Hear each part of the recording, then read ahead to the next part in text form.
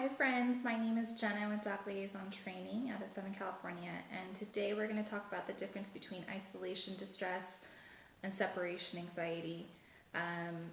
The two kind of get intermingled a lot in the dog behavior world, and for the vast majority of dog owners, the difference isn't going to make a difference to them. But if you have a dog with true separation anxiety, or you have a puppy who's whining in a crate with isolation distress, the difference absolutely matters. So today we're just going to talk about how to discern between the two. So isolation distress tends to be most common in young dogs. Isolation distress can also be described as velcro dog or shadow dog, right? But for example, if you have a young puppy who is learning how to crate training, or really any dog who is learning to crate train, one of the common ways to teach crate training is this learned helplessness idea, where we put the dog in the crate and we close it and they're going to whine, and we just don't let them out until they stop whining, or they stop whining and fall asleep, right? And they just learn they can't get out, so it is what it is. That is a surefire way to cause isolation distress, where it's like they don't want you to be home, and them in the crate, they're going to whine if you're home. If this sounds like your dog, if your dog whines a lot when you are trying to cook dinner and they're in the crate, please seek out research to find out a good way to crate train that isn't going to involve learned helplessness, because learned helplessness is an automatic way to make a dog very insecure and lack confidence in themselves, right? So we want to make sure we're avoiding that as much as possible, if it altogether, okay? So isolation distress tends to look like a velcro dog in that the dog, if you get up for water, they're right there with you. If you run upstairs to get something, come back down, they're running upstairs, coming back down with you. And for many dog owners, this is actually enjoyed. For many dog owners, they like having that companionship where the dog is right there with them 24/7 if they're home. And in the grand scheme of things, it's not the worst thing that can happen to a dog, particularly if when you do actually leave, they're fine, and there's no indication of too much anxiety. But I would err on the side of caution if this sounds like your dog, if your dog is more a velcro dog, because likely they are a little codependent, and it's important that they are just as self-sufficient by themselves as they are when they're with you. So that we need to have that healthy balance.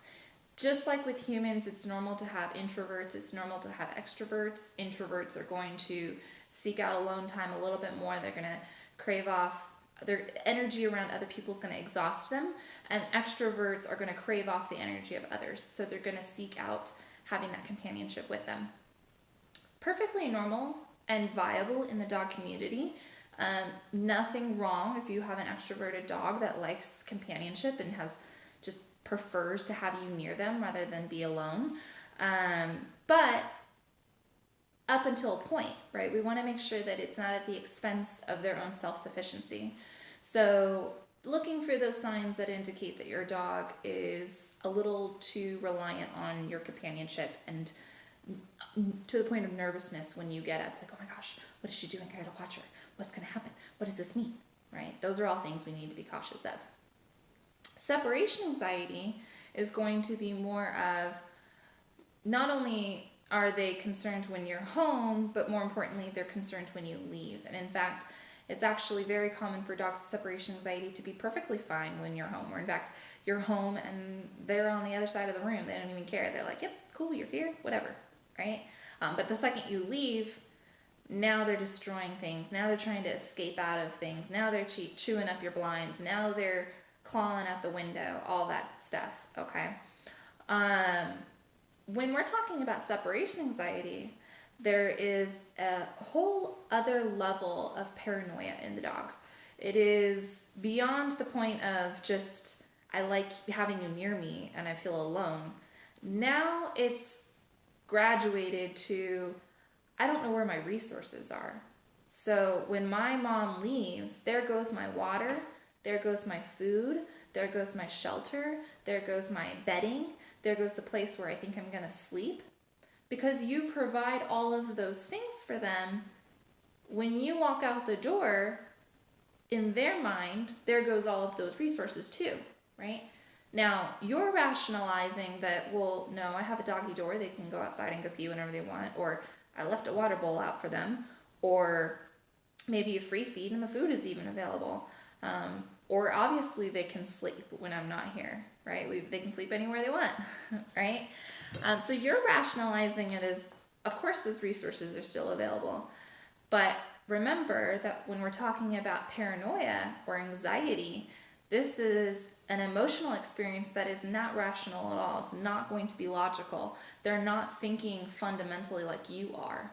So you have to appeal to them as if you understand that anxiety and it's viable, right?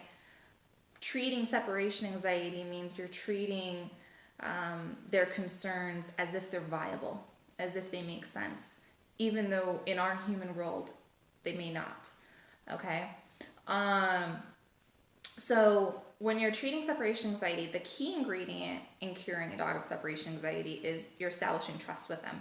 You're ingraining in them the trust that mom is going to come back, that you're ingraining them in the trust that I am going to have access to food and water. I am going to have access to somewhere to sleep.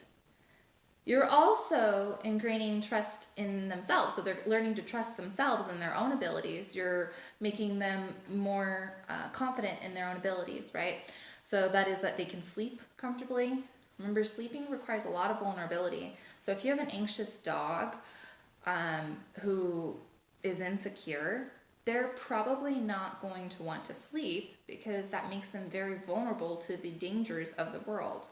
And they need to be awake for that anxiety, okay, or for the threat of whatever the world is giving them, okay? So these are all things that you want to think about when you're treating separation anxiety, is that you're treating trust, you're establishing self-sufficiency, you're establishing confidence within themselves, and all of those things take a lot of time. If you have a dog with true separation anxiety, anticipate that this is a months-long process. This is not an easy fix. This is not a one-and-done training session, here we go. This is going to be, you're in it for the long haul. And the other thing to remember is that when you're establishing trust, it's very easy for you to accidentally break that trust. Just like with our human relationships, it's very difficult to trust somebody. And then beyond that, if you decide to trust someone and they break that trust, the next time you go back, you're going to be very cautious about how you interact with them. And more than that, you're going to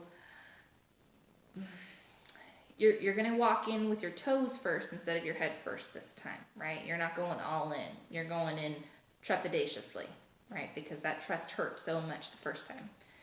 And that's true for the dog. So if you come home later than they thought you should have, or you made them hold their bladder for 10 more minutes than they thought they would have needed to, all of those moments are breaking trust, and it's important that you understand you have to earn that back now. So be prepared to go in for the long haul, and be prepared to work very diligently to not break that trust at all. All right, so again, just as a recap, isolation distress, more stereotypically the puppy in the crate, more stereotypically the velcro dog, but when you finally do leave, they're like, yeah, good luck. Separation anxiety is going to be the dog that is going over threshold every single time you leave.